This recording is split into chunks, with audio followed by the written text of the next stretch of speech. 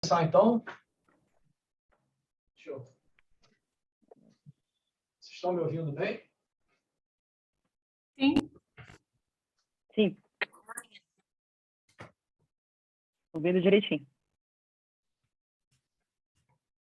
Bom, pessoal, boa noite a todos. Queria agradecer pela presença. A gente está começando mais uma sessão nacional da nefrologia. Hoje, a doutora Sabrina, que é a nossa coordenadora da nefrologia lá do Jabaquara, vai estar apresentando o caso clínico, falando um pouco sobre algumas manifestações renais, né, hepatite C. Sabrina, eu queria te agradecer. Aproveito aqui já para fazer também a identificação aqui da Sabrina, para todos que Boa noite, pessoal. Um abraço. não conhecem a Sabrina, então aí está lá no nosso grupo e qualquer coisa que vocês precisarem lá no Jabaquara, vocês podem contar com ela. A Sabrina trouxe alguns convidados, eu vou deixar a Sabrina apresentar os convidados e passar a palavra aí para você. Eu estou aqui em Salvador com o pessoal aqui do São Rafael, com o pessoal aqui do Aliança, Caixa Pulmonar, que estão aqui prestigiando também a sessão, além do pessoal que está conectado. Sabrina, fica à vontade. Obrigada, Bruno. Obrigada pela oportunidade.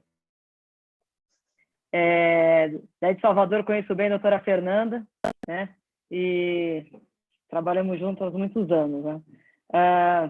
Obrigada pela oportunidade. Eu trabalho junto com uma equipe, né? Na verdade, trabalhamos no Jabaquara Hospital aqui em São Paulo, na Zona Sul de São Paulo, e eu vou apresentar a reunião sobre um caso clínico e discussão de caso junto com a minha equipe de hepatite C. Tá? Vou compartilhar a tela, então. Eu vou começar e vou chamando os outros médicos. Tá? Opa.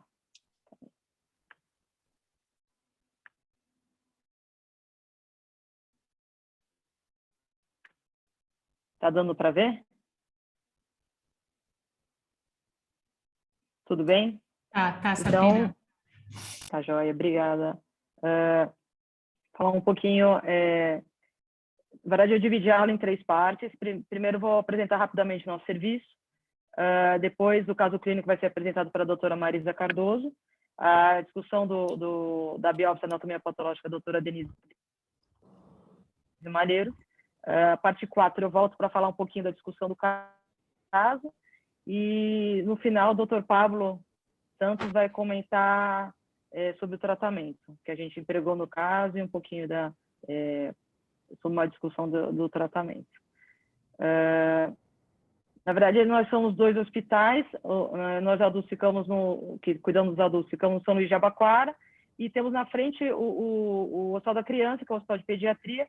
Temos uma equipe de nefropediatria que a gente está sempre conversando, principalmente quando tem algum paciente que passa para os 18 anos ou algum adolescente que interna com a gente sempre conversa. Teve algum problema com diálise contínua, a gente também está sempre conversando. E a gente, ao lado do hospital, temos o Centro Médico Jabaquara, onde ficam os ambulatórios, nossa equipe atende lá, junto com várias outras equipes de especialidade do hospital. Na verdade, o hospital está na zona centro-sul de São Paulo.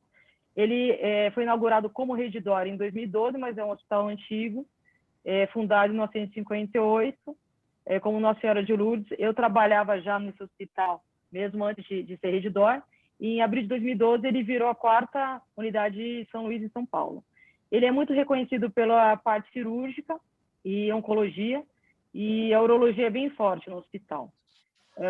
Contamos com 198 leitos, 130 deles em unidade de internação, 68 leitos de UTI. Aqui é um mapinha só para mostrar onde fica a localização do hospital.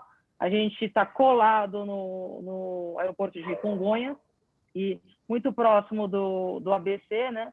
Santo André, São Bernardo, e temos um acesso fácil a imigrantes. Então, a gente tem muito paciente proveniente do litoral. A gente está até com um paciente internado do Guarujá. Então, é muito fácil esse acesso. Aqui é uma vista aérea do hospital. Ele parece pequeno, mas para baixo tem 5 andares ainda. Aqui é uma vista, eu sempre coloco, porque a gente fica vendo no quarto andar sempre esses aviãozinhos e barulho de avião o tempo inteiro.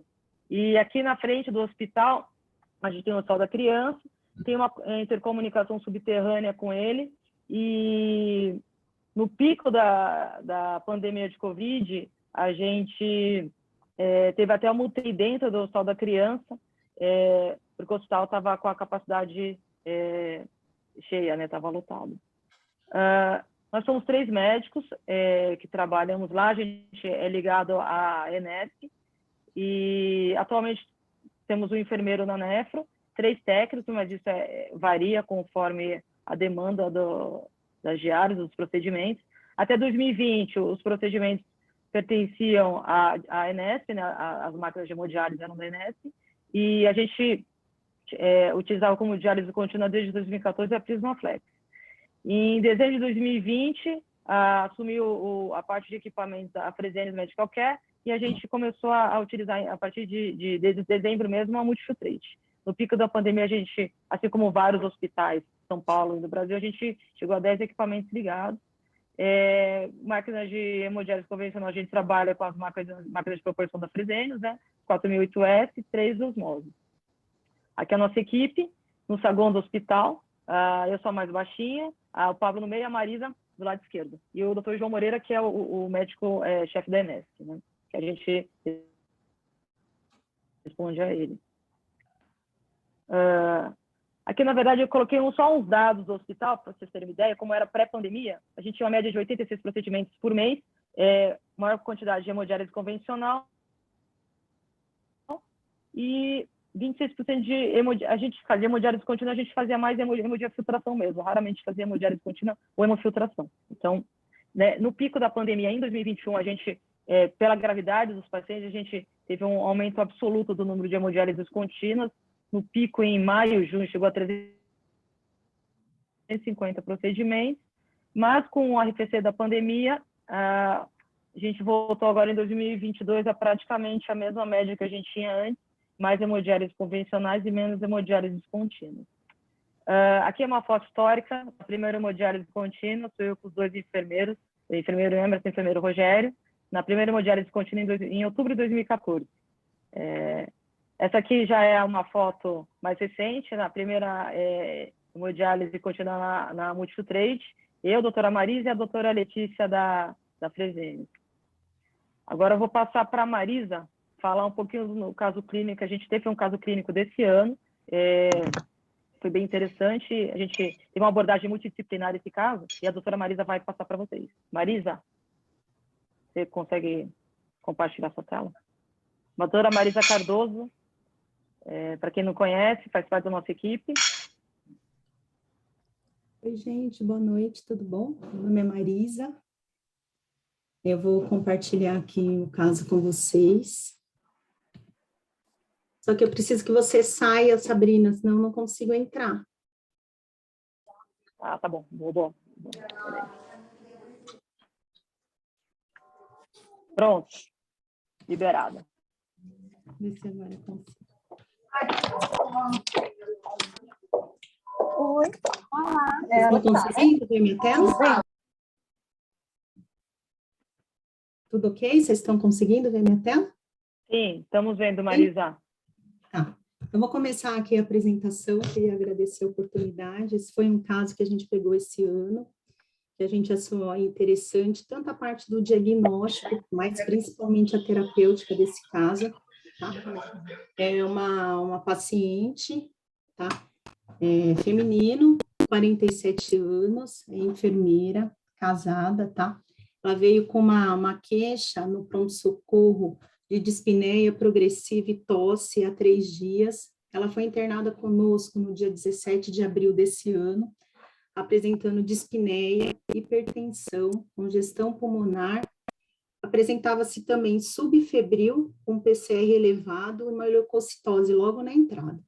Inicialmente, eles entraram com Rocefin e Claritro, mas como ela teve uma piora logo nessas primeiras 24 horas, eles escalonaram e entraram com Taso, então ficou com esquema de antibiótico com Taso e Claritro.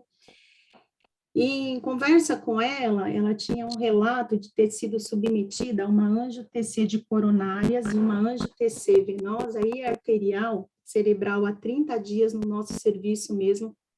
Ela tinha internado no setor da UTI da nossa cardio. E por uma investigação de dor torácica e cefaleia, ela realizou esses exames. E pós os exames, ela foi para casa e nos relatou que ela tinha tido diarreia diária nesses 30 dias que se sucederam ao exame.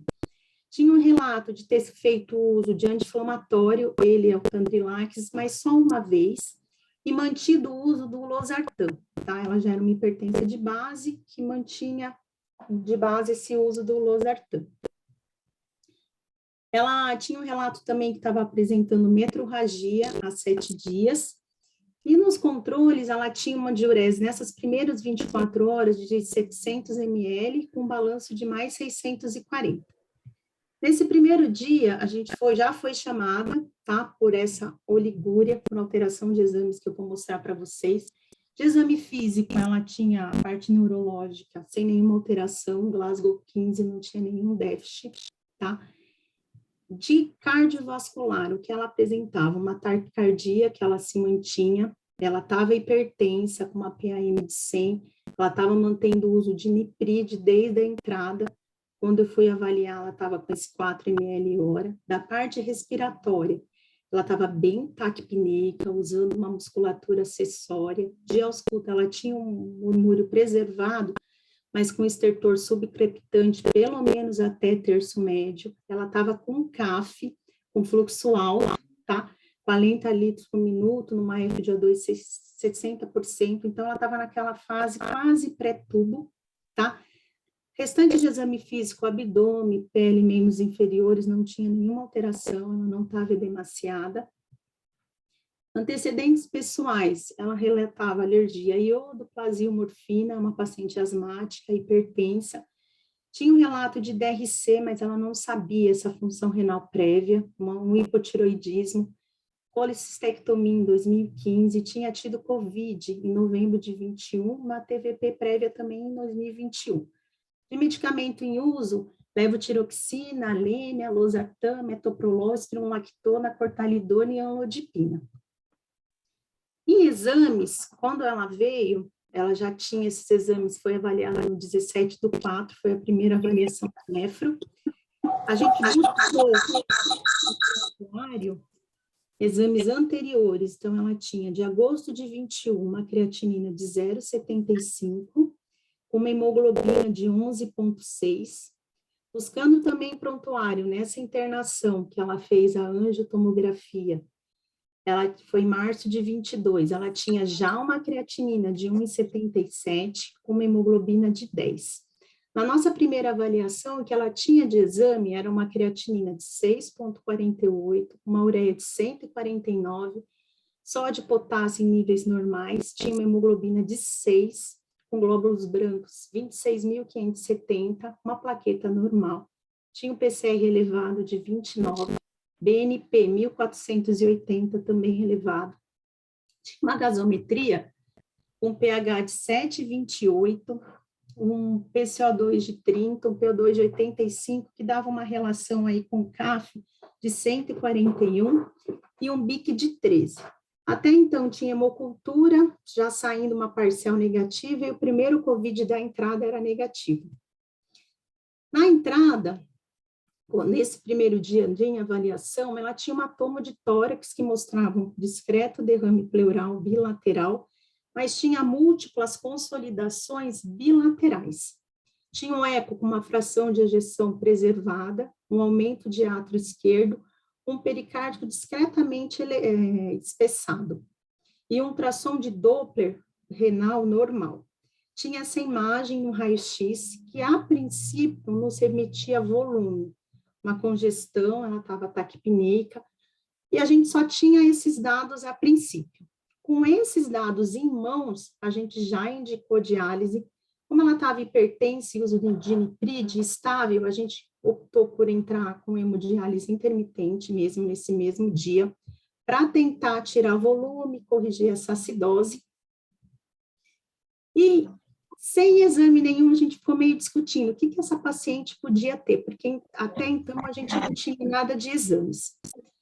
E em hipótese a gente pensou, pode ser uma nefrotoxicidade por drogas, mas assim, qual droga? O uso de anti-inflamatório por um episódio, ter tido o uso do losartan, piorando uma ira aí que se estabeleceu, talvez, uma NTA por essa diarreia prolongada, uma sepse, não tinha nenhum indício de choque séptico nesse período. O uso do contraste, mas o uso do contraste lá atrás, há 30 dias atrás, então não ficou muito claro, não parecia ser. E nada dessas hipóteses falaria a favor desse hemoglobina de 6. A gente pensou, então, que pudesse ser dessas hipóteses uma rapidamente progressiva, tá? Uma paciente mulher, uma doença autoimune, mas até então a gente não tinha nada em mãos. A gente fez um screen para glomerulopatia, e dentre eles, a gente começou a ter os nossos exames em mãos. No dia 18, a gente começou a diálise logo pela manhã, tá? Mas aí já começaram a sair os exames, e a gente teve uma urina 1 já rica, uma hemácia de 148 mil, leucócitos maior que 1 milhão, uma proteinúria com 5 gramas, que ela se manteve nessa relação proteína-creatinina por volta de 4.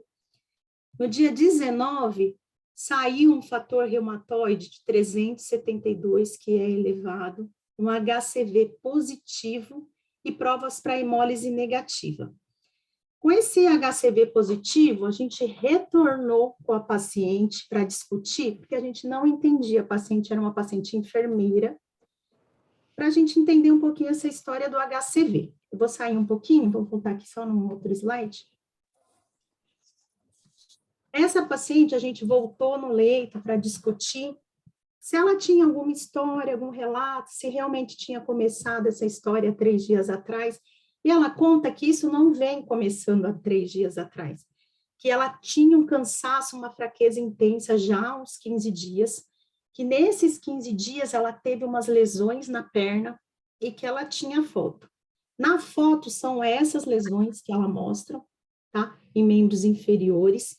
E quando a gente questionou e colocou para ela que a sorologia dela era esse HCV positivo no hospital, ela falou que já tinha um relato de ter essa sorologia indefinida na gravidez, mas que depois ela não teve um segmento aí, ela não fez nada para comprovar.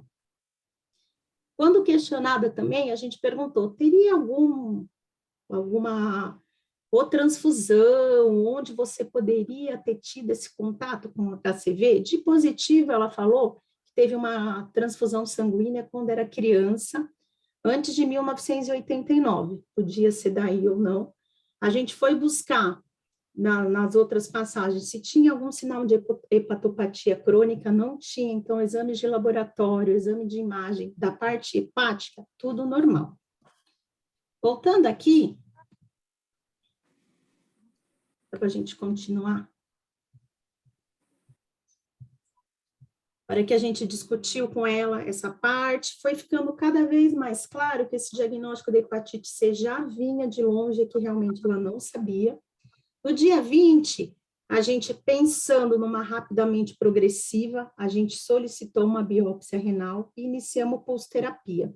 Aqui, sempre foi com a participação da Reumato, tá? Ela sempre é ativa lá no nosso grupo, na Nefro São Luís, ela sempre está como parceira. Tinha a infectologia também aqui como parceiro, a gente pensando em tratar esse HCV em conjunto, tá? Então, a gente solicitou essa biópsia renal e iniciou a pulsoterapia. Dia 21, começaram a sair esse screening aí para glomerulopatia, onde o ANCA, FAM vieram negativo, que teve CH50 negativo, um C3 de 163, um C4 de 7, bastante consumido, antirrolar, RNP, SM, tudo negativo. 22, a gente teve anticardiolipina, anticoagulante lúpico, ANCA negativo. Com 2 dias da pulsoterapia, a gente conseguiu desmamar o nipride dessa paciente, então essa pressão começou a ser controlada. Lembrando que todos os dias a gente estava mantendo ela em HDI mais diária, tá? Ela estava ainda oligúrica, sem sinais de recuperação de função renal. Dia 24, saiu o PCR do HCV, veio detectável, veio com uma genotipagem 1B, e a gente iniciou a prednisona 1 miligrama quilo pós-pulso, tá? Dia 27, a gente fez a biópsia renal, quem faz conosco lá é o pessoal da rádio intervenção, e saiu o resultado da CRIO para nós, num resultado bastante positivo de 1.328. Então, agora a gente fechava um diagnóstico, um HCV com CRIO positivo, e a gente começou a discutir o que seria da terapia além da pulsoterapia com corticoide. Dia 28, junto com a reumato, a gente já tinha pensado lá atrás com o HCV iniciar o rituximab, tá? Então, a gente já tinha feito o pedido, uma carta para a diretoria do hospital, para iniciar, para compra, tá? E a gente conseguiu que fizesse o rituximab na primeira dose, dia 6 de maio, foi quando saiu o laudo da biópsia renal, que a doutora Denise vai nos ajudar aí. No dia 7, a gente teve, a infectologia tinha pedido a gente estava junto trabalhando com eles para iniciar o tratamento do HCV, então a gente entrou com sovosbuvir, mais velpatavir, inicialmente num quadro de 12 semanas, difícil falar, né, Sabrina? E aí, dia 14, ela estava indo bem em HD, um dia sim, um dia não, intermitente, sem recuperação de função renal, mas bem da parte ventilatória. Dia 14 de maio, ele evoluiu com uma nova piora, tá? Nessa nova piora, ela apresentou essa tomografia, tá? Que eu vou passar aqui um vídeo rapidinho para vocês verem.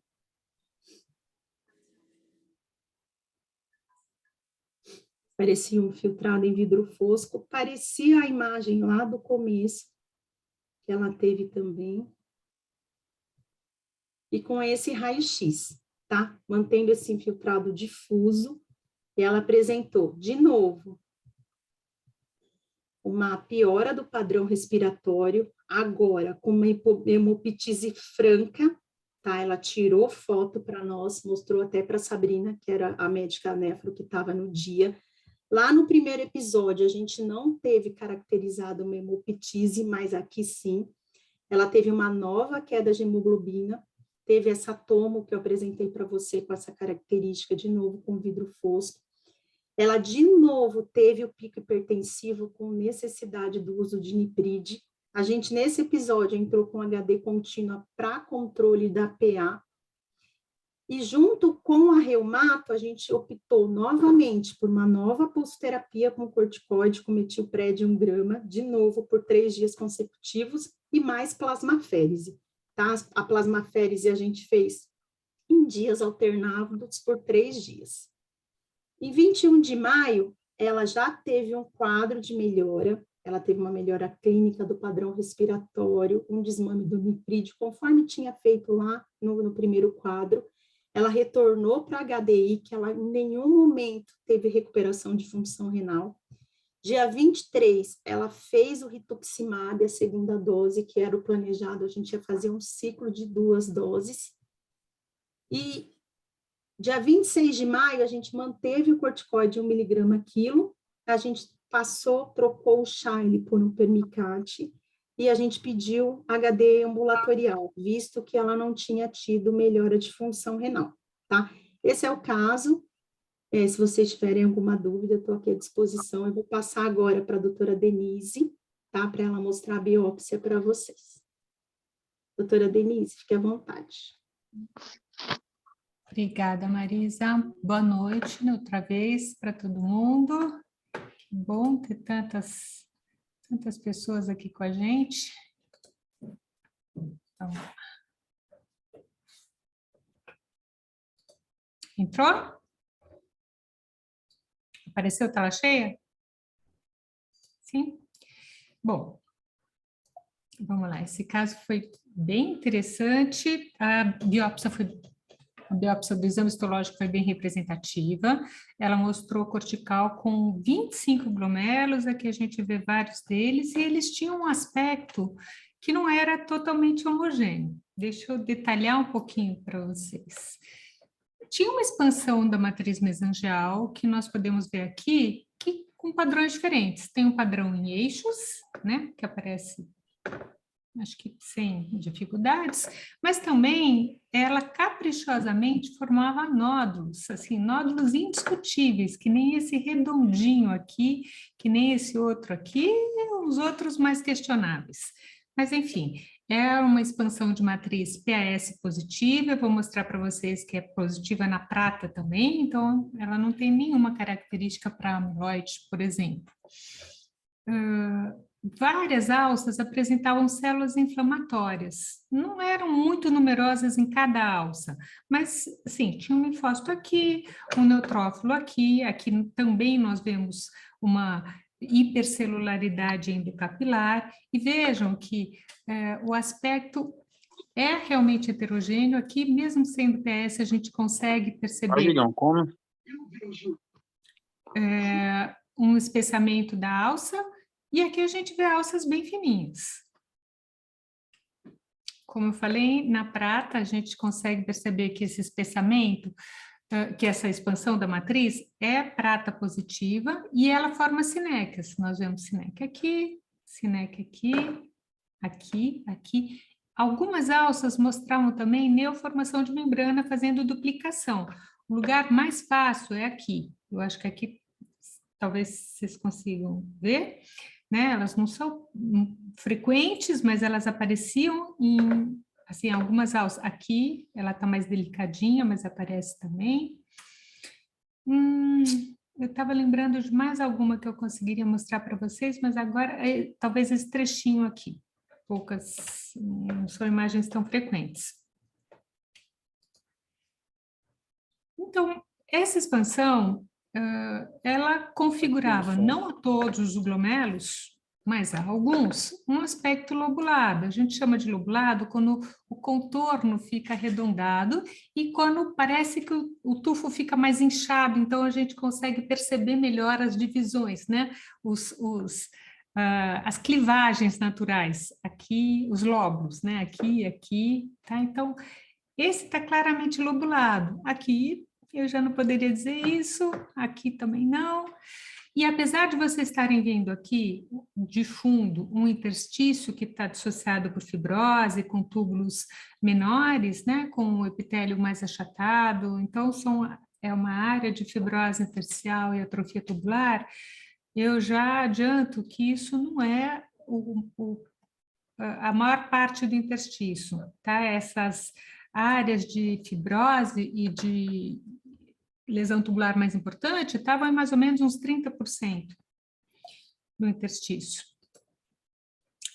Os vasos tinham lesões importantes, então tinha a fibrose intimal importante, essa artéria não está nem tão boa para a gente avaliar, porque ela foi cortada um pouquinho, assim, pegando a parede meio de tangencial, mas eu acho que dá para a gente perceber que tem um espessamento importante de fibrose, né, da íntima, tem arteriolosclerose também, e aqui a gente ainda ganha de brinde mais esse glomérulo para a gente ver essas áreas de expansão.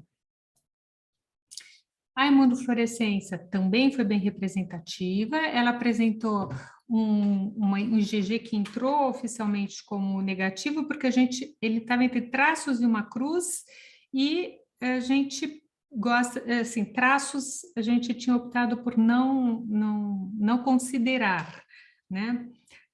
Mas ela apresentava de forma bem importante um IgM não só em área de mesângio, como em área de alça capilar também, seguindo alças em áreas que não parecia ter expansão, de 2 a 3 cruzes, né, de moderado para intenso. E uma deposição bem discreta em termos de intensidade de C3. Então, segmentar, focal, também em mesângio em alça.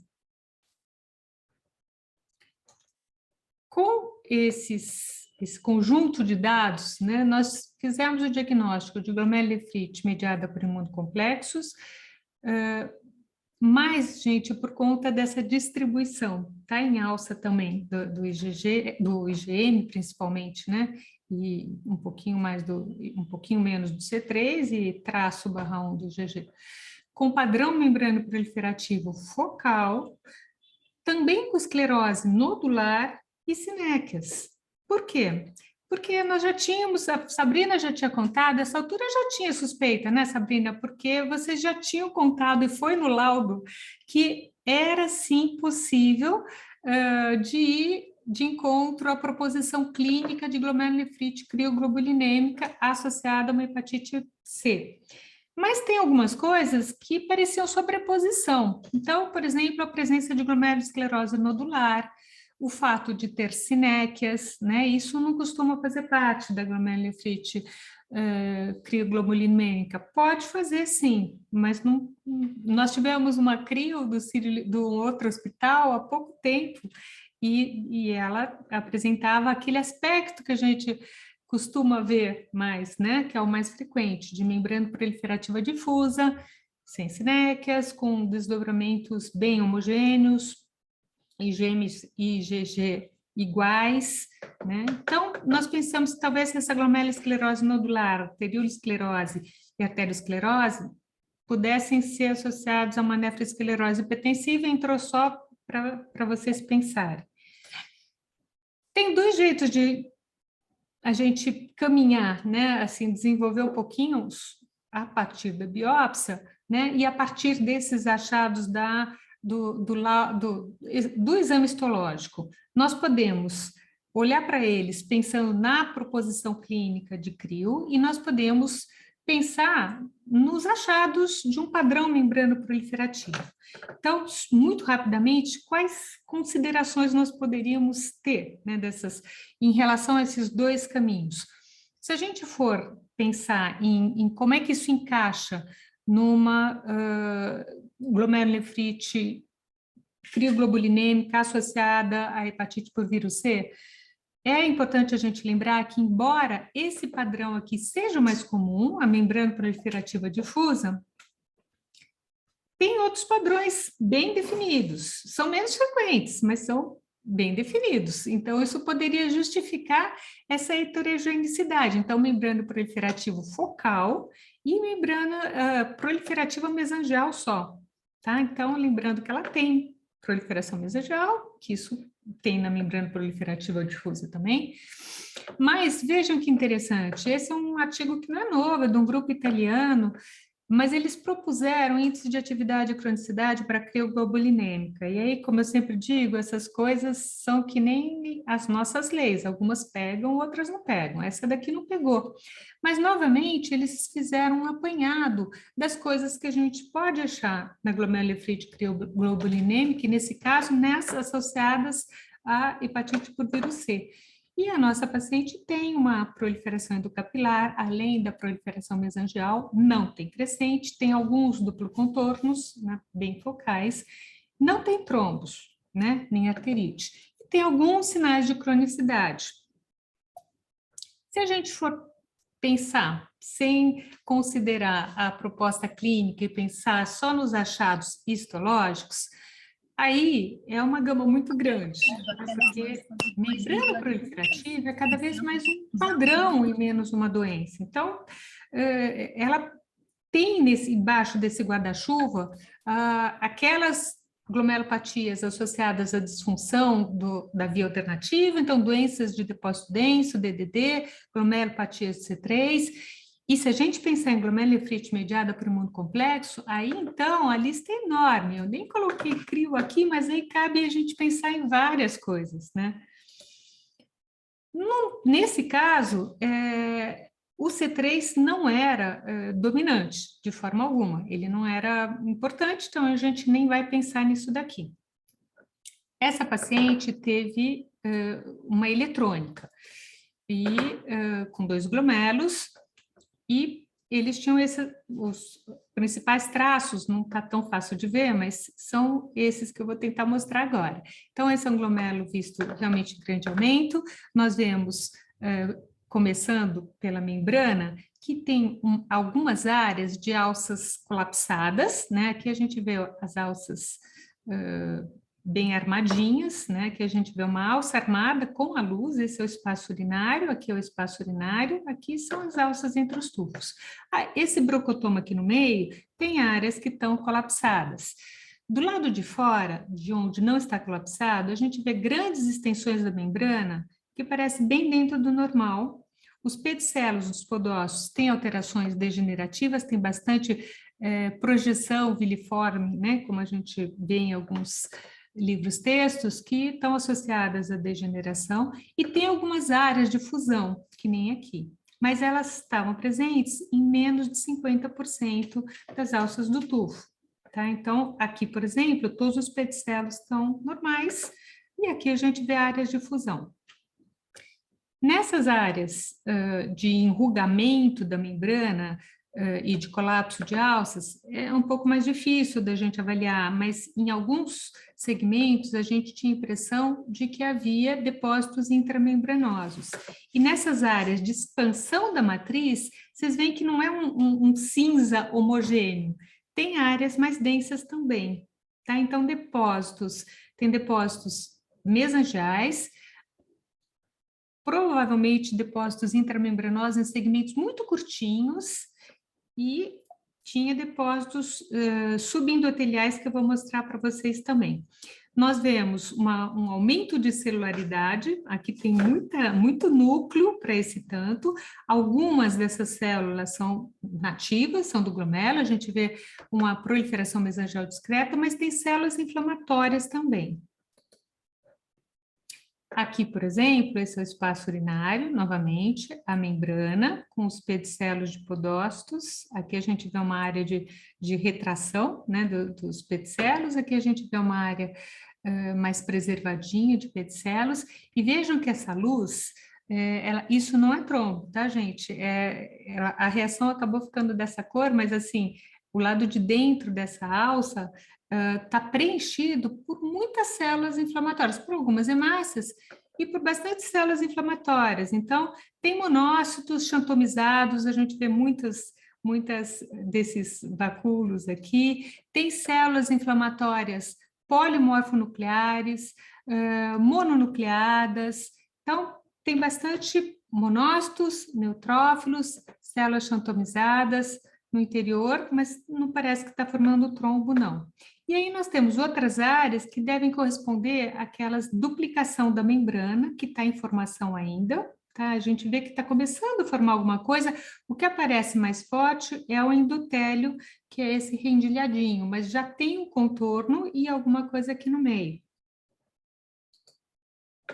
Então, olhando essa areazinha aqui, que eu acho que é onde a linha aparece um pouco melhor definida, com um pouco mais de detalhe, a gente vê que tem o endotélio, mas tem um acúmulo de material aqui, provavelmente um início de duplo contorno, e o que tem aqui dentro é um material amorfo. Ele não tem uma formação tubular, nem organizada, nem nenhuma. É um material que a gente descreve como amorfo.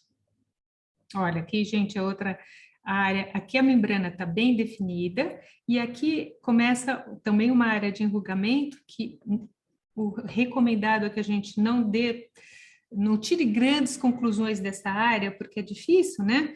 Mas dá a impressão de que ela está um pouco mais densa e que talvez tenha um pouquinho de depósito nesses segmentos, bem curtos. Então, resumidamente, os achados principais desse exame ultraestrutural foram a formação de neomembrana em algumas poucas alças capilares glomerulares, colapso parcial das alças capilares, fusões dos pedicelos podicitários em menos de 50% do tufo e depósitos eletrodensos, parece que intramembranosos, subendoteliais e mesangiais. É uma amostra com representatividade limitada, eletrônica quase sempre é, tá? Porque a telinha cabe em poucas coisas. Então, claro que isso vai depender de correlação com os outros exames. Em relação a CRIO, as últimas coisas que eu queria só lembrar são que isso daqui eu acabei não pondo a referência, mas é o livro do Colvin e do Cheng, que eu acho que é um dos melhores que tem em matérias de checklists e de diagnósticos diferenciais do ponto de vista da biópsia. Lembrar que a presença daquelas coisas muito características que a gente sempre espera encontrar, né, que são os trombos ou os pseudotrombos em CRIO, eles podem não estar presentes, tá? Com muita frequência eles não estão presentes ou eles estão presentes mesmo num número tão grande como a nossa biópsia, que era bem representativa, em um único, tá? Então, isso não deve levar a excluir de forma alguma. É comum a presença de macrófagos monócitos, né, quando ainda estão à luz.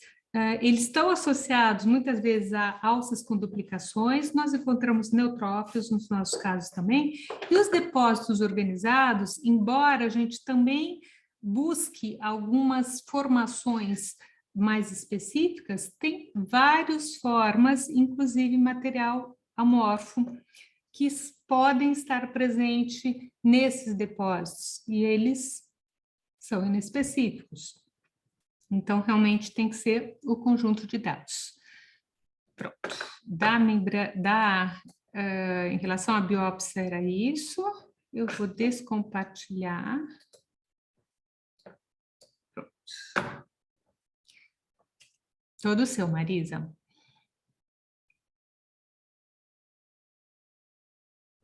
Ou Sabrina, é você agora, Sabrina? Eu não sabia para que eu tinha que passar.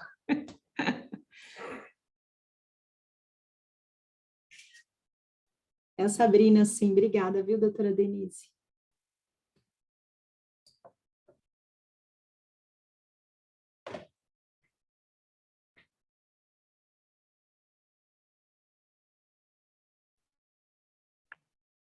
Deixa eu...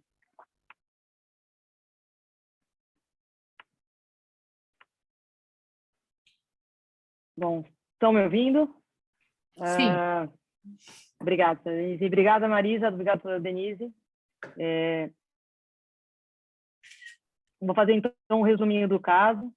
É uma paciente de sexo feminino, meia-idade, histórico de hipertensão prévia, internações meses antes, uma crise hipertensiva, já tinha uma creatina prévia alterada. Foi admitida em abril, com hipertensão de difícil controle, anasarcado, insuficiência respiratória aguda, uma anemia que aparentemente não era hemolítica, insuficiência renal terminal e origúria, sendo que ela foi indicada a diálise logo no primeiro dia. Histórico de 2 semanas antes com fadiga e queda de estado geral. Inicialmente a gente nem tinha urina, mas a urina dela com proteinúria hematúria. As hipóteses iniciais sem o quadro reumatológico, as sorologias, deixaram muitas dúvidas, né? Porque era um quadro um pouco complexo. Seria uma paciente hipertensa com doença renal crônica agudizada, uma nefropatia hipertensiva, uma nefroesclerose maligna. Ela, desde a admissão, hipertensão bem difícil controle, niprid de dose alta, mesmo diálise diária, paciente perdendo peso, mantinha-se hipertensa. Com o estado da urina, proteinúria, a gente começou a pensar, seria uma rapidamente progressiva, lúpus, era uma mulher, era uma paciente cheia de derrame pleural, tinha inclusive derrame pericárdico, tinha essa anemia, então uma das coisas que eu pensei realmente foi lúpus, e tinha que realmente pensar num quadro também uma síndrome pulmão-rim. Eu confesso que a primeira vez que eu vi o raio-x, eu achei que era sangue, mas assim, inicialmente ela não teve exteriorização alguma, e estava sendo tratada como um quadro de edema agudo de pulmão. Assim que a gente viu o caso, discutiu com a reumato, pensando nessa hipótese, a gente tendeu a pulsar e pensar num acometimento mais glomerular. Vindo os resultados do anti-HCV positivo, fator reumatóide elevado, C4 baixo, a primeira hipótese, a hipótese que mais se sobressaiu foi uma crioglobulinemia mista secundária, a hepatite C. Aí que a gente foi atrás da paciente, como a Marisa contou, e aí ela contou o histórico da púrpura, porque a gente questionou. O envolvimento pulmonar, os relatos mais atuais, eles colocam como pouco comum, mas se você olhar séries mais antigas, inclusive a causa de mortalidade. Inclusive, conversando com a Reumato nunca, inicialmente ela não achava que era um quadro de uma hemorragia alveolar. Inicialmente, foi só na segunda agudização que eles se convenceram. Né? Então, como a nossa paciente inicialmente não teve esterilização de sangramento, ficou uma dúvida. Seria um edema agudo hipertensivo? Ela estava com hipertensão grave, uma hemorragia alveolar, tinha esse HB baixo, mas também tinha história da metrorragia, então ficou bem questionado isso. E a gente só confirmou o diagnóstico mesmo, só que confirmou o diagnóstico de uma crioglobulinemia quando você encontra crioglobulina no soro, e aí a gente fechou o diagnóstico. Falar um pouquinho da crioglobulinemia, né? Que é o estudo caracterizado pela presença de crioglobulinas no sangue, que podem ou não levar a acometimento multissistêmico, né? A maior parte dos pacientes que têm crioglobulinemia, crioglobulina presente no soro, eles vão ter sintoma algum, a grande maioria. Uma pequena parcela que vai apresentar os sintomas de vasculite de médio e pequenos vasos. Crioglobulinas nada mais são do que autoanticorpos, em geral, pode ser de um tipo só, mas o mais comum é ter 2 tipos, né, IgM e IgG, são autoanticorpos que eles se tornam insolúveis quando a temperatura é abaixo de 37. Então, extremidades, principalmente articulações, é onde a gente observa a maior parte dos sintomas, né, que é a púrpura e a atralgia. Mas pode ter acometimento muito sistêmico, principalmente nos rins e no fígado. A formação da crioglobulina se dá por uma desordem na proliferação dos linfócitos B. Então, as patologias que levam à proliferação de linfócitos B podem levar à formação de crioglobulinas. As principais causas são as infecções crônicas,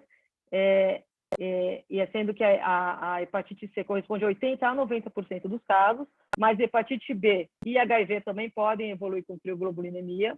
De doenças autoimunes, que corresponde a 10% de todos os casos de crioglobulinemia, os mais comuns são lúpus e síndrome de Sjögren. E como a crioglobulinemia se dá por uma proliferação de linfócitos B, alguns casos de pacientes com linfoma não Hodgkin podem apresentar crioglobulinemia também. Como é que se faz uma suspeita clínica de um paciente com uma crioglobulinemia? Inicialmente com quadro clínico, claro.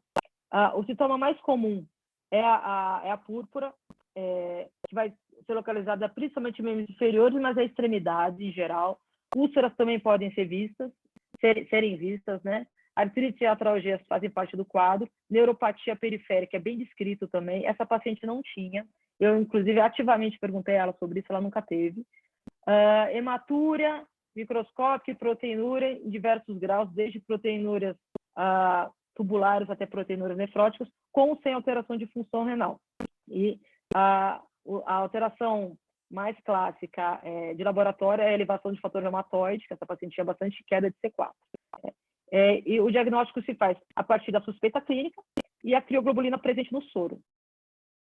Importante enfatizar que, muitas vezes, a coleta pode dar erro da crioglobulina, então, se tiver alta suspeita clínica, tem que ser repetido o exame. Eu tive um caso na residência que repetiu umas 2, 3 vezes até fechar. Esse caso veio rápido, ela tinha uma crioglobulina no sangue altíssima. A coleta precisa ser feita em tubos pré-aquecidos, 37 graus, sem anticoagulante, e, de preferência, levar o mais rápido possível para o laboratório. Aqui, na verdade, é só um estudo antigo numa revista de reumatologia de 2004, mostrando sintomas mais comuns, que é a tríade da crioglobulina, da vasculite, púrpura, fraqueza e artralgia. Tá? Essa paciente também não teve artralgia, mas essa é a tríade mais comum, a púrpura é a sintoma mais comum.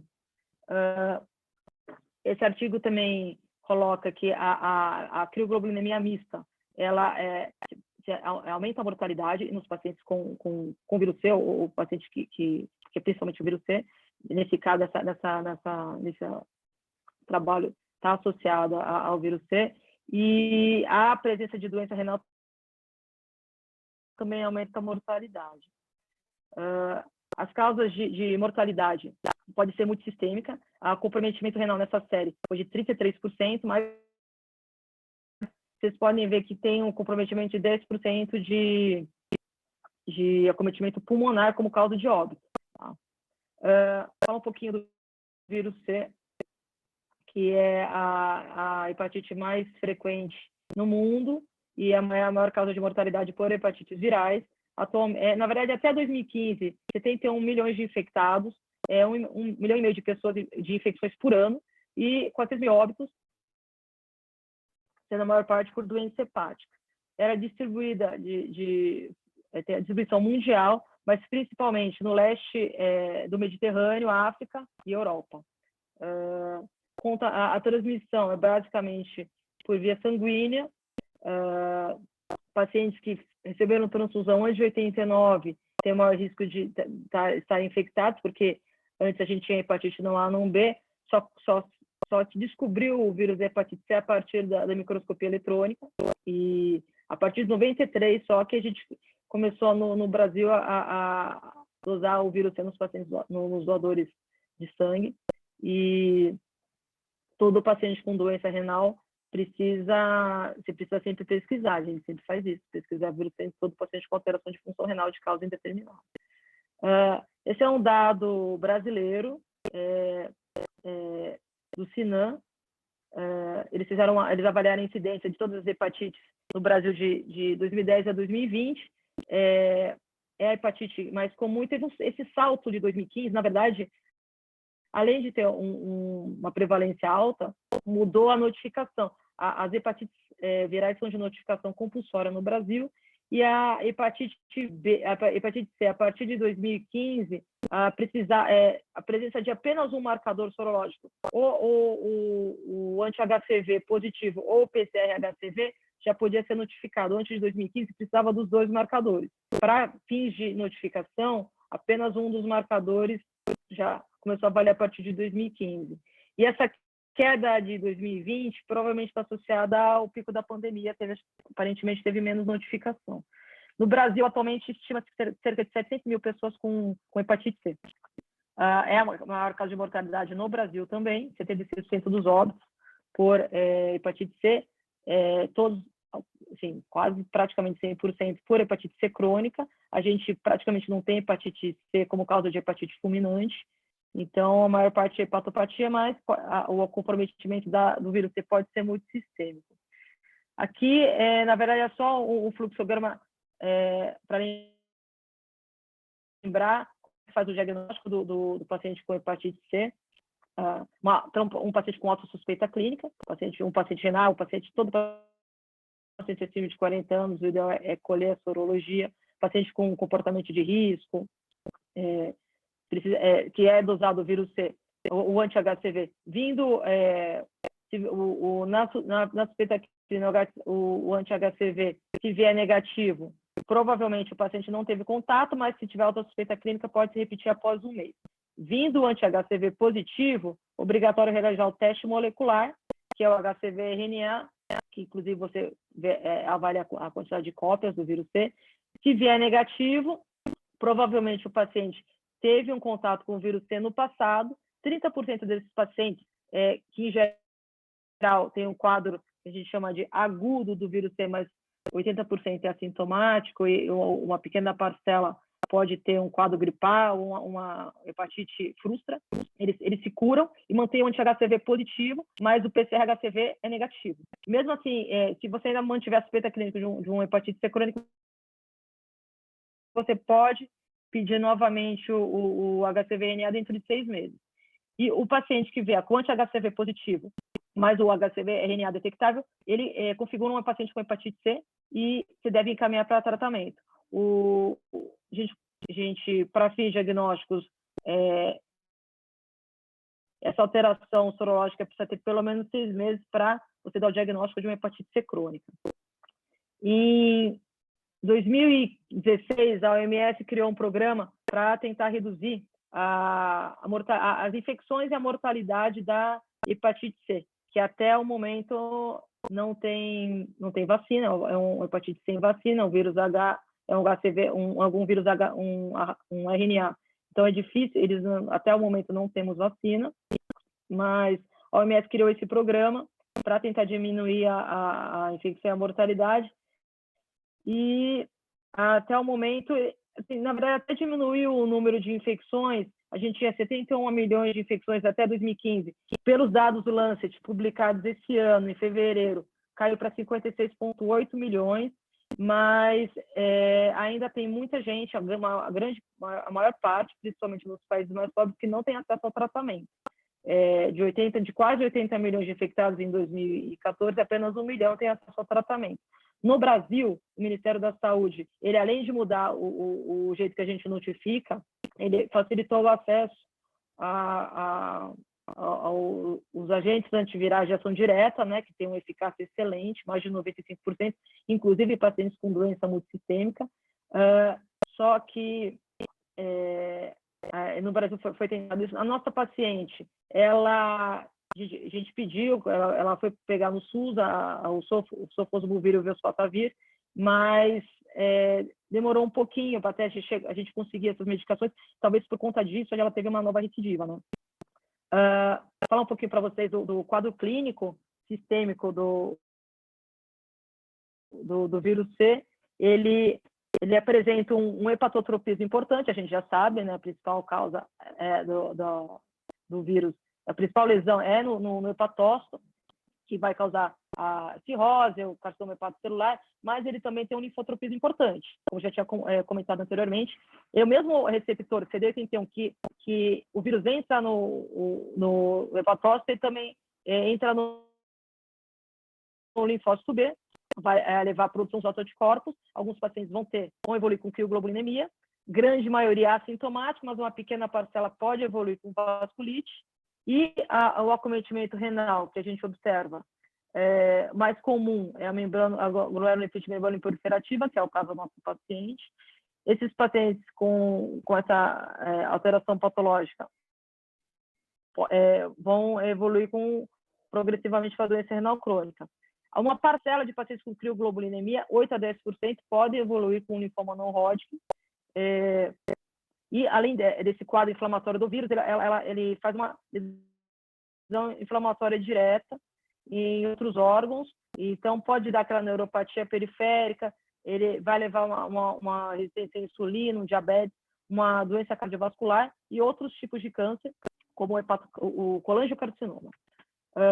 Então, resumindo, né, a doença renal ela é uma manifestação extrahepática da hepatite C, pode ser ou não concomitante com hepatopatia. No caso, a nossa paciente não tinha. O acometimento que a gente mais conhece é o glomerular, mas 15%, já tem descrições de 15% dos casos tem acometimento tubulo-intersticial, que inclusive pode ser a primeira manifestação extrahepática, esse acometimento tubulo-intersticial. Tem alguns relatos que o vírus C, ele vai entrar também na célula, além do hepatócito, do linfócito, ele também tem uma entrada na célula tubular renal. Os sintomas mais comuns que a gente observa do acometimento renal do vírus C é a proteinúria, que pode ser desde tubular a nefrótica, hematúria, alterações de função renal que podem ser rápidas, inclusive rapidamente progressiva, e hipertensão severa. Isso é uma coisa interessante. Essa paciente, hipertensão super severa, ela só melhorou a hipertensão depois do pulso. Ou seja, o quadro era muito inflamatório mesmo. Só saiu do niprígio com o pulso. Em 2 dias estava fora de niprígio com a pressão normal. Muito interessante. Importante lembrar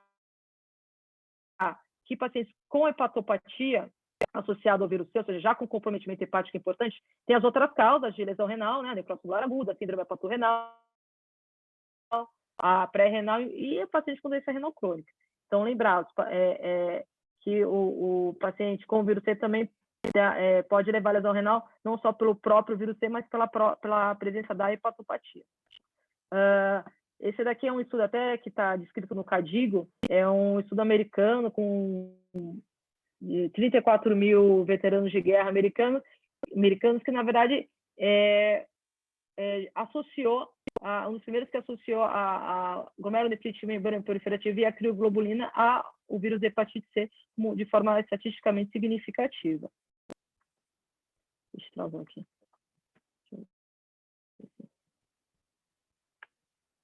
Foi. Pronto.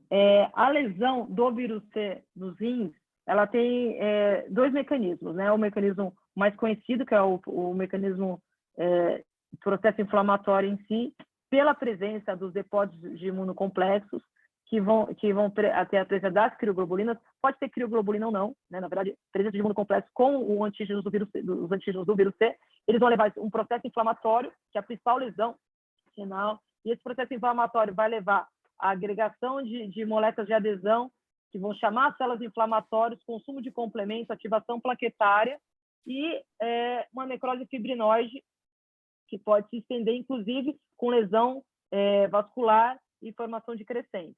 Além desse mecanismo inflamatório imunomediado, tem o acometimento do vírus C agindo diretamente nas células renais, nas células tubulares, podocitárias, né? Pode levar a podicistopatia, e nas células endoteliais, inclusive levando à apoptose.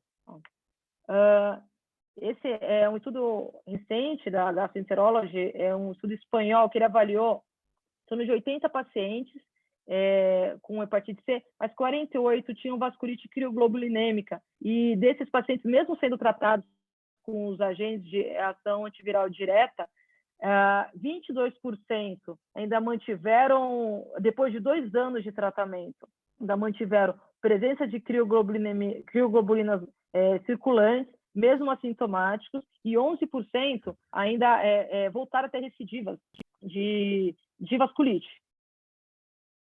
Inclusive, esses pacientes com vasculite, quase todos esses pacientes, 5 pacientes com recidiva de vasculite, eles estavam com hepatopatia avançada também. Então, a doença progrediu. Ou seja, no caso da nossa paciente, que a gente viu uma recidiva, mesmo depois de a gente ter feito um tratamento com imunossupressão bem pesada até, ela tomou um pulso de corticoide, tomou rituximab, estava em uma semana só em uso do esquema para o vírus C, né, dos antivirais de ação direta, mas, mesmo assim, a chance de recidiva na crioglobulina é alta, ainda mais ela que tinha títulos altos de crioglobulina no sangue. Então, os pacientes provavelmente precisam ser seguidos a longo prazo, porque são os pacientes graves. Desde essa paciente, ela foi encaminhada para a hemodiálise, e ela está tendo um acompanhamento com a reumato e com a gente também, porque ela pode ainda recidivar essa vasculite renal pulmonar também, né? Esse, na verdade, também é um estudo da National Health americana, 15 mil pacientes, que eles avaliaram as lesões extrahepáticas em pacientes com vírus C. Mostrou que pacientes acima de 40 anos têm maior prevalência de albuminúria. Importante, e acho que isso tem que estar na cabeça, acho que é um dos slides mais importantes, a hepatite C está associada a uma doença glomerular com um rápido risco de progressão para a doença renal crônica associada a imunocomplexos. Ela, mesmo no paciente com doença renal crônica inicial, essa paciente tinha 0,7 de creatinina em 2020, né, progrediu rápido. Em pacientes com doença renal crônica, em diálise, a presença do vírus C aumenta a mortalidade, aumenta a internação e tem que diminuir a qualidade de vida. E pacientes com já transplantados renais, eles têm, com presença do vírus C em atividade, ainda sem tratamento da doença, tem uma perda mais rápida do enxerto. Tá? Uma coisa que eu queria comentar, que eu não tinha comentado anteriormente, a maior parte desses pacientes com vírus C e crioglobulinemia, eles têm picos de púrpura. Tem púrpura melhor, tem quadro clínico melhor. Tem relatos de pacientes com 10, 12 anos de quadro de púrpura sem diagnóstico e que, de repente, de uma hora para outra evolui. Então, já tá vindo a presença há muitos anos com essa hepatopatia, com esse vírus C crônico no sangue, que vai evoluindo e, de repente, pode fazer uma manifestação mais grave, como essa paciente, que provavelmente tem uma hepatopatia há muito tempo e não estava diagnosticada ainda. Então, o que eu queria falar, minha parte era essa. Eu vou passar para o Dr. Pablo, que ele vai falar um pouquinho do tratamento comentar sobre isso. Deixa eu interromper o compartilhamento aqui. Pablo? Gente, eu vou aproveitar esse intervalinho. Eu, infelizmente, vou ter que sair. Muito obrigada pelo convite. Que caso interessante. Foi bom para a gente rever várias coisas. Peninha que eu não vou conseguir ficar até o final. Mas, Obrigada por tudo. final de reunião para vocês. Obrigado, Denise. Obrigada. Obrigada, eu. Obrigada. Vou compartilhar aqui, gente. Boa noite para vocês.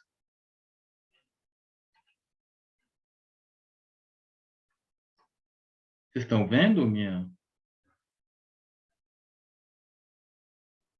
Vocês estão vendo Estamos minha? vendo, Pablo.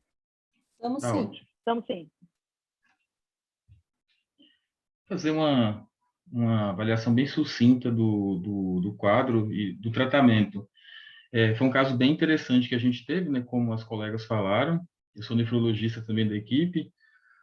Bem, eu vou focar mais na parte do tratamento da HCV e o que seria a crioglobulinemia e o tratamento em si, que meio que foi desenhado ao longo aí da apresentação do caso, né? Não é muito diferente disso. Na década de 70, esse francês, o Bouet, ele fez uma classificação do que seria a crioglobulinemia, né? Bem sucintamente, a gente define crioglobulinemia como crioglobulina com sinal de vasculite. E a gente entende como a glomerulonefrite uma manifestação de uma vasculite, né? Uma vasculite de pequenos, moderados vasos, né? Uma vasculite de pequenos vasos. Então, o Bouet, ele classifica como tipo 1, que não está relacionado com a nossa doença, no caso aí, né, que a gente está discutindo, tipo 2 e tipo 3. Tipo 2 e tipo 3 são as crioglobulinemias mistas, né, que estão relacionadas à pool de produção de fator reumatoide, que na verdade é esse anticorpo contra o imunocomplexo, que se gera aí em contato com o vírus C. E especificamente, a gente vai focar na tipo 2, que é relacionada com a manifestação renal. A gente vê uma relação, a tipo 3 é a mais comum das mistas, né, mas a tipo 2 é a que se relaciona com a insuficiência renal, com a manifestação renal.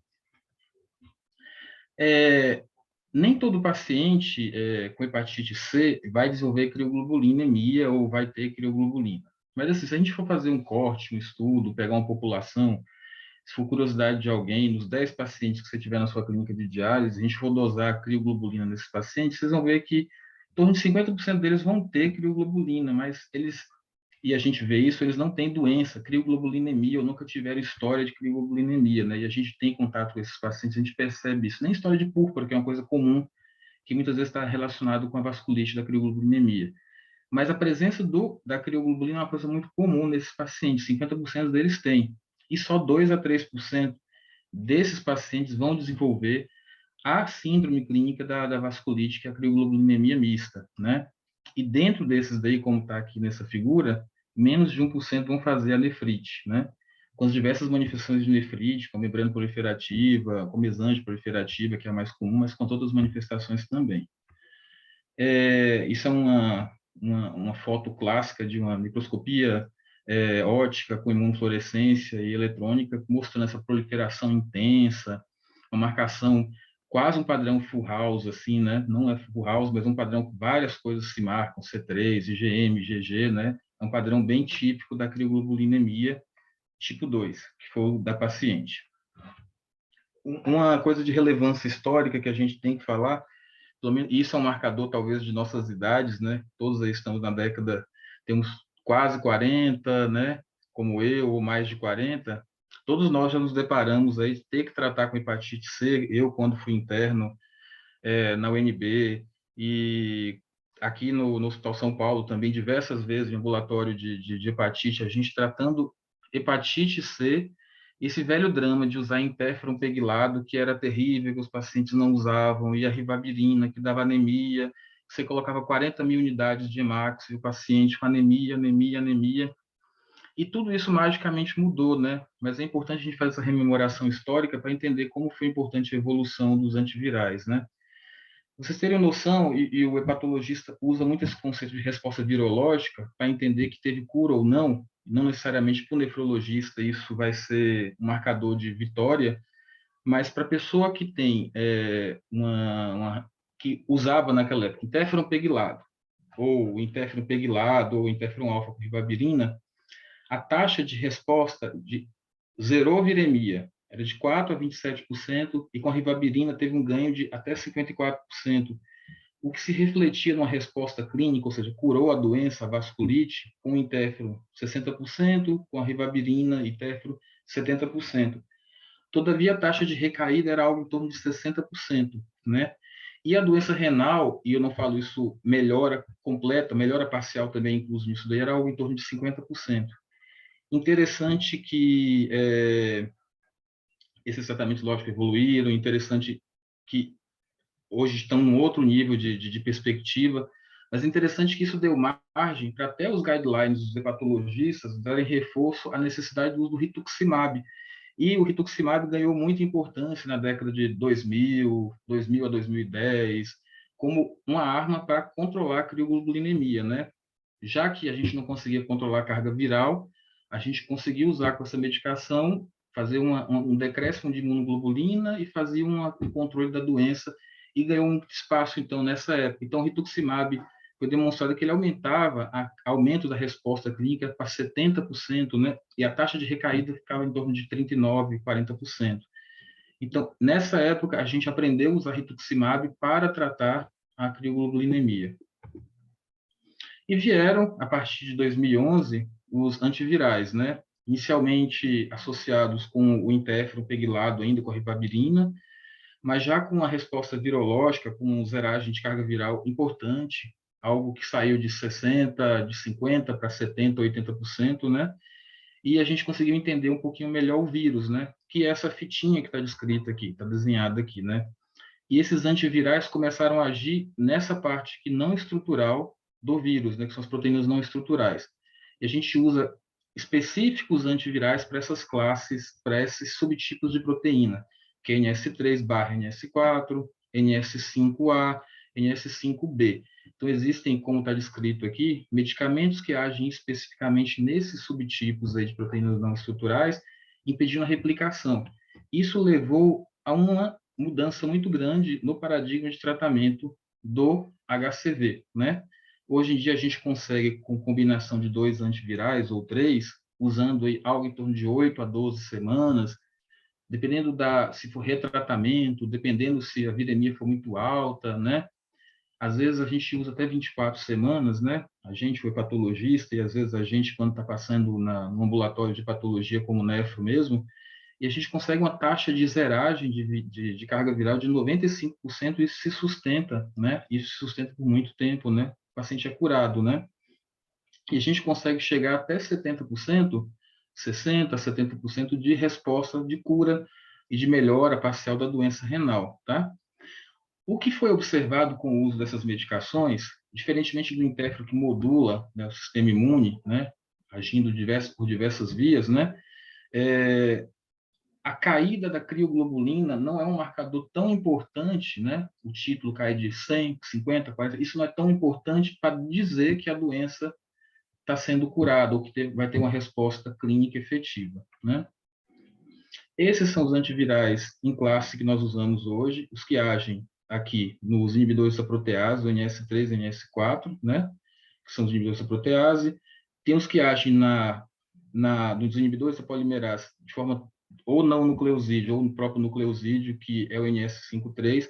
E eu quero destacar muito o sofosbuvir, que foi a droga que, em 2013, começou a ser usada e que foi realmente assim, o divisor de águas e que vem sendo aprimorada as outras a partir dela, que foi o divisor de águas para o tratamento, para a gente conseguir esses 95%. Né? E tem o inibidor da proteína NS5A, que tem essa classe aqui. Inclusive, um deles a gente usou na nossa paciente.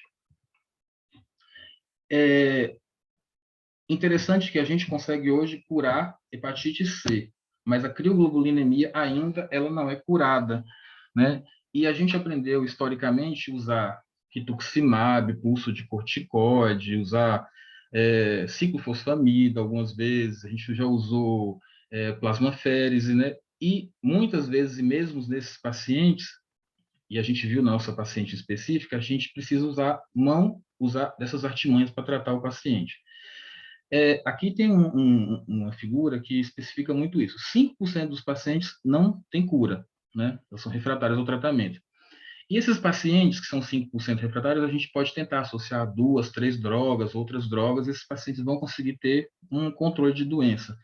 Mas a resposta clínica completa e a resposta imunológica, queda da CRIO, isso não é uma coisa totalmente efetiva, mesmo com essas drogas maravilhosas que hoje conseguem controlar a hepatite C. O paciente não evolui para cirrose, mas eles podem fazer manifestações, e eu acho que os follow-ups, aí, os segmentos a longo prazo, vão dizer isso melhor para a gente.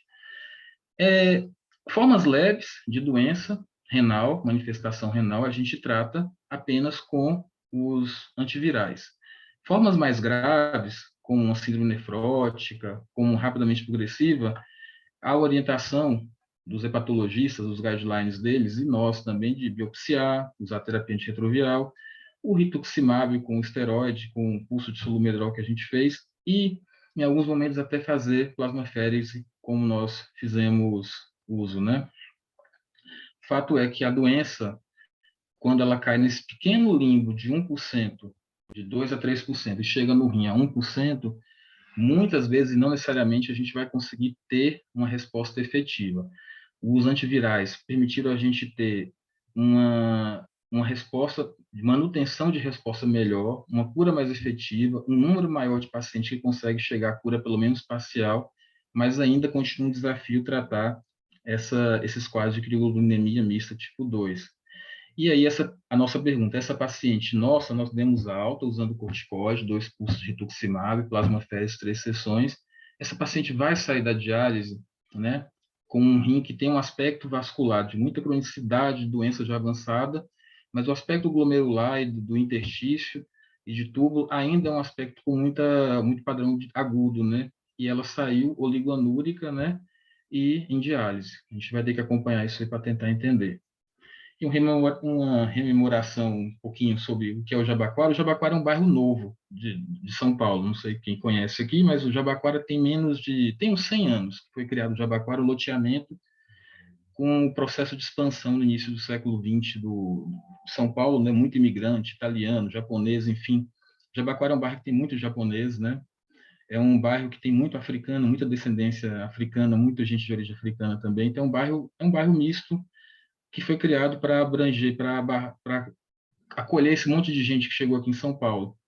Mas no Jabaquara a gente tem um sítio arqueológico, que é o sítio da Ressaca, que ele fica num lugar bem afastado, talvez uns 2 quilômetros lá do nosso hospital, que ele foi criado no início do século XVIII, era um ponto de tipo um albergue que as pessoas que vinham da borda do campo, que é o ABC, eles paravam lá para dormir, para comer, para tomar banho, para se deslocar para uma outra cidade que hoje faz parte de São Paulo, que é Santo Amaro. Então, se vocês vierem aqui um dia e quiserem visitar, é um lugarzinho bonitinho, uma casa de pau a pique, tem um museu, um centro histórico sobre cultura africana dentro desse reduto e um parque, tá bom? Muito obrigado pela atenção de vocês.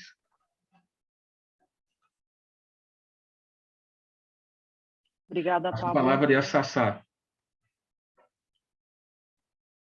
Obrigada, Pablo.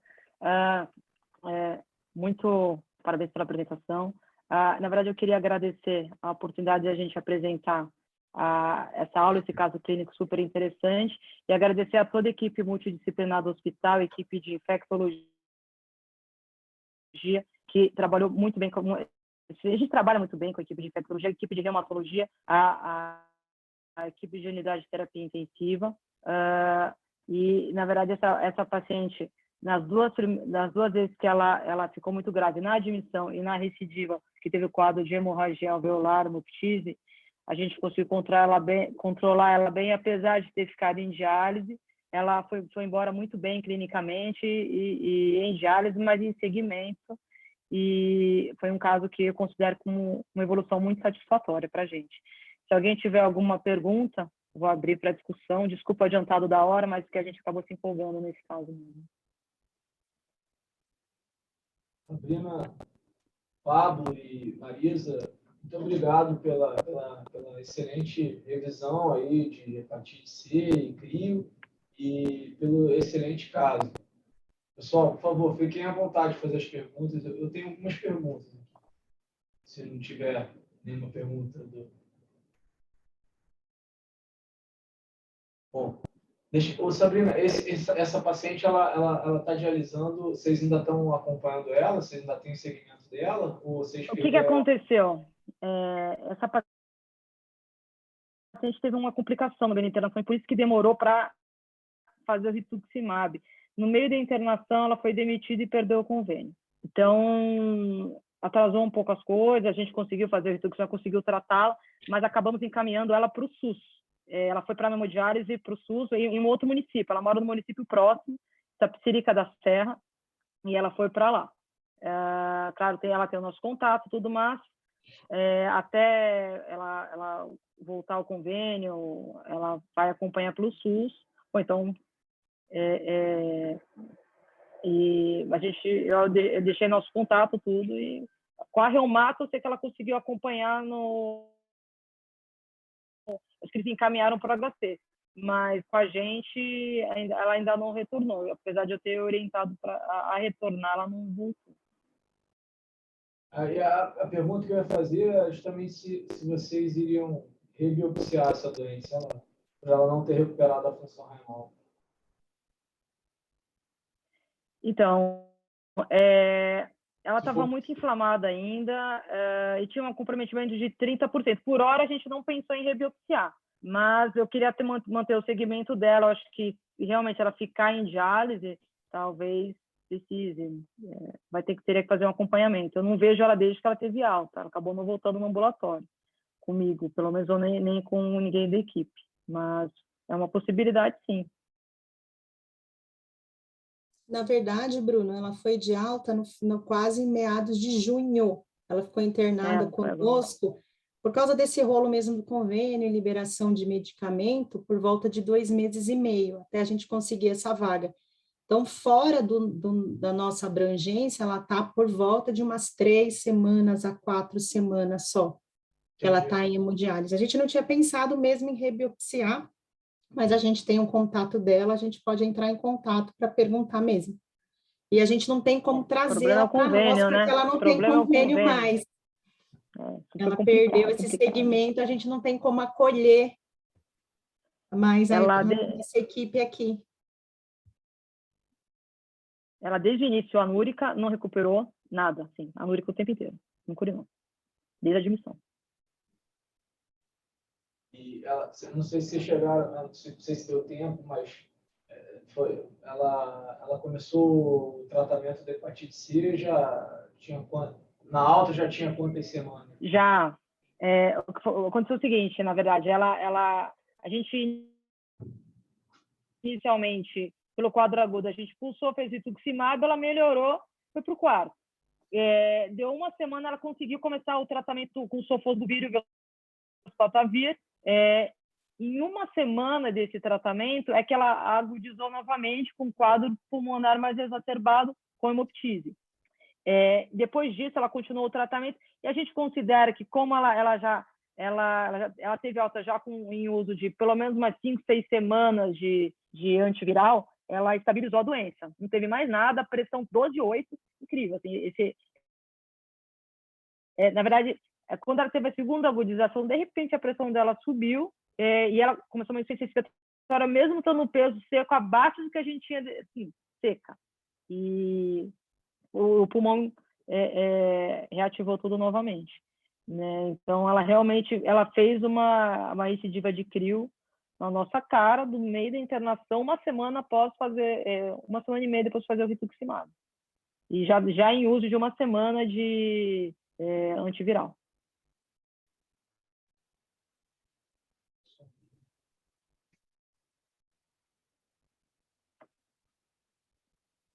Inclusive, nessa agudização dela, ela extremamente, uma insuficiência respiratória extrema, quase precisou, assim, por pouco não precisou entubar. E, na verdade, eu conversei com uma pneumo depois dessa agudização, durante o quadro agudo da hemoptise dela, ela foi rever a tomografia da admissão e ela realmente achou bem sugestivo de hemorragia alveolar lá na entrada, que ela não tinha exteriorizado. Ela só exteriorizou na segunda agudização. O próprio pneumo comentou isso comigo depois. Um caso bem interessante, vocês podiam fazer um case report nesse caso, hein? É bem interessante mesmo. Pode ser, acho que é justo, a gente tem tudo documentado mesmo, né? Junto com a equipe da Reumato, acho que sim, acho que bem válido mesmo.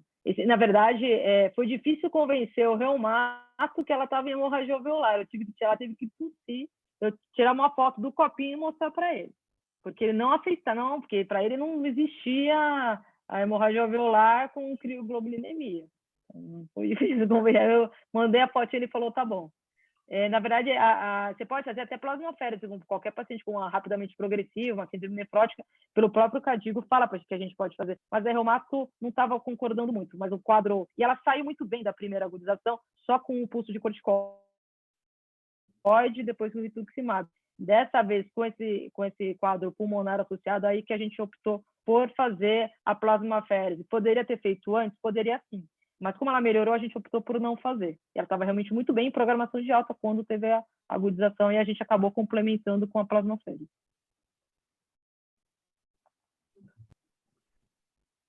Bom, mais alguma pergunta?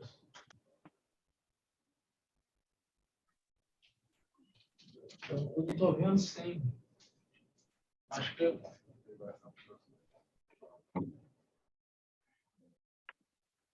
Falar alguma coisa? Só interessante, porque vocês revisaram uma coisa quando é que ela estaria apta para transplante, já que é muito jovem, 37 anos. Existe alguma implicação de crio, transplante, alguma preocupação no preparo da paciente? Só para tentar aproveitar ao máximo o caso aí. Você quer falar, Pablo, sobre o transplante? Eu não consegui entender a pergunta dele. Que você fala para mim de novo, por favor. Você perguntei, Bruno. O Rogério está perguntando a respeito da possibilidade de transplante dessa doente. Se é uma doente jovem, enfim, para aproveitar o caso, né? Se ela acabar não recuperando aí a função renal e se teria alguma situação especial relacionada a crio e esse preparo aí para o transplante. É interessante porque a gente o Figueiró vai trazer uma experiência dos Estados Unidos bem interessante. Eles estão transplantando muito paciente doador com vírus C, né? Então, eu fico me perguntando o que é que isso vai trazer aqui para a nossa experiência de transplantador. Uhum. Então... eu não tenho muita experiência nesse tipo de paciente, porque a gente mexe muito pouco, né, assim, de doador, receptor, doador principalmente, hepatite C. Só que a gente tem um divisor de águas agora, né? Se a paciente entrar com remissão de carga viral, ela está curada, né? Ela está curada. Ela vai entrar numa alocação de transplante aí, com possibilidade como um receptor usual. E tem chance de tudo transcorrer bem. Das poucas coisas que eu li nos próprios artigos mesmo, assim, não existiria, se ela entra em remissão, chance de recorrer à doença posteriormente, porque com critério de cura, com a negativação de carga viral após 12 meses, 12 semanas de tratamento, a paciente está curada, né? Independente a despeito dela ter doença renal ainda ativa, né? Que seria pelo mecanismo da autoimunidade dela. A gente vai ter que acompanhar essa paciente, na verdade, infelizmente ela perdeu o convênio, acho que seria legal a gente ter esse feedback se ela vai sair, né? Tem chance dela sair ainda da doença e voltar a ter pelo menos parte de função renal, né? Ficar um tempinho aí como crônica. O que eu li a respeito disso é que, na verdade, realmente, é o que o Pablo falou, negativa a carga viral, né? O paciente cura da hepatite C, mas pode ter uma atividade de vasculite. Esses pacientes, eles podem... Sim, eu li a respeito que tem alguns pacientes que eles optam por não tratar o vírus C para você, né, durante a diálise, para você poder aproveitar os doadores com o vírus C positivo e você trataria depois no transplante. Isso inclusive é falado em alguns artigos que eu li sobre isso daí. Mas você, na verdade, pode tratar o vírus C tanto no paciente com doença não crônica dialítica, a resposta é muito boa. Mesmo se ele apresentar uma crioglobulina depois, em geral, a hepatite C o vírus continua negativado, e no transplante também, a resposta é muito boa. Tá? Mas poderia, se você não tratar na diálise, você poderia aproveitar os pacientes doadores vírus C, ele teria mais chance de conseguir um transplante.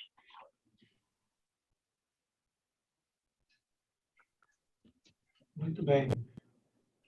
Pessoal, mais alguma pergunta? Beleza. Então, assim, queria agradecer mais uma vez. Sabrina, muito obrigado. Pablo, Obrigada. Marisa, foi excelente. Na semana que vem, a gente tem uma sessão extraordinária com o Richia, que a gente vai falar um pouco de vacinação desses pacientes com doença renal crônica e nos doentes que estão sendo preparados para o transplante renal. Peço aí o apoio de vocês. E no final a próxima sessão nacional vai ser conduzida pela Alessandra, lá de Brasília, e vai ser no final de agosto. Ainda em agosto, a gente vai ter também uma sessão extraordinária que a Anete, que é lá do Karolinska, vem falar um pouco para a gente sobre alguns aspectos de Covid e doença renal, e também convido a todos vocês a participarem dessa sessão, que vai ter aí uma convidada internacional, uma pessoa importante que com certeza vai trazer aí vários conhecimentos e oportunidades para a gente. Pessoal, muito obrigado, então, e uma boa noite a todos. Obrigada, Bruno. Obrigado, boa noite. Obrigada, Obrigada a gente. todos. Boa noite. Boa noite.